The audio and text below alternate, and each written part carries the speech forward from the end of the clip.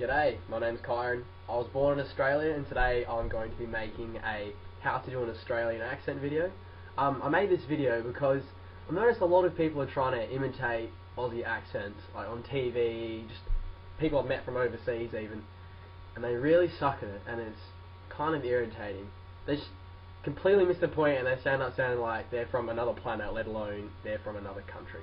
So it's kind of a tricky accent to pin down rules for, because it's kind of, every word kind of sounds different by itself. It's a real lazy language. That's what you got to remember. That's the key thing. Like, Australia was settled by convicts, you know, and it's got to sound kind of rough and, you know, low life. That's just the way it is. And there's two versions really. There's two versions of the Aussie accent. The first one is what I'm talking like right now. This is the regular one. This is what 99.9% of people born and raised in Australia sound like.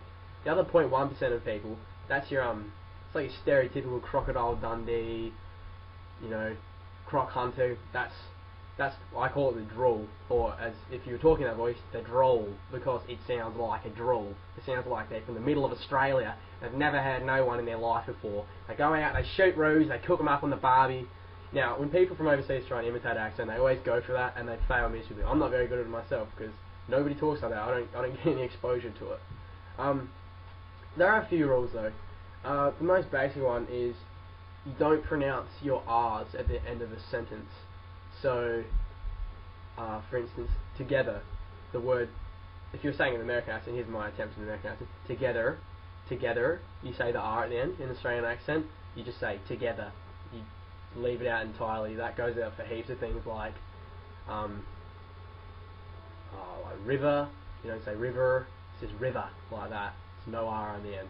Another rule is the E's in our sentence. It's all about the vowels, by the way. The Australian accent is all about the vowels. The E's in our sentence, they're followed by like an AI, like an I sound. So that's how you get your mate. You know, your mate.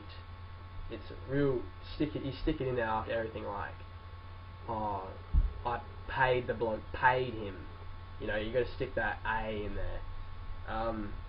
The O's tricky as well. So it's kind of like it's followed by a Y as well. So I'm gonna go mow the lawn, mow it, like that there. That's very exaggerated, but you get the picture. So porter, you know, the O, you got to get that Y rolling after porter.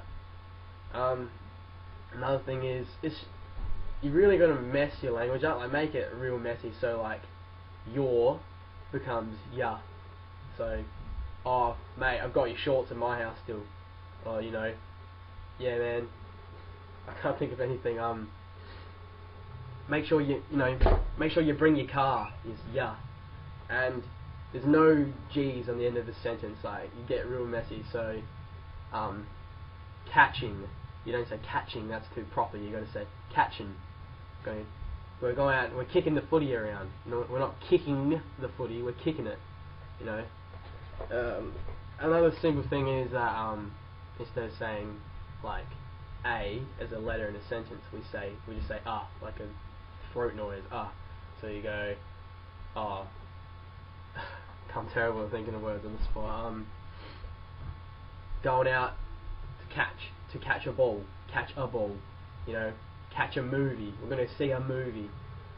Yeah, that's basically all I can think of. So there's some simple rules of the Australian accent. It's a real throaty kind of messy language, and you know, if you play around those rules, you'll be able to try to speak your own. So hopefully you have a go, maybe make a few of yourself, try and have a go, you know, post it up as a reply and I'll have a look. Hopefully you do a good job and I won't have to hear any idiots doing crappy accents anymore.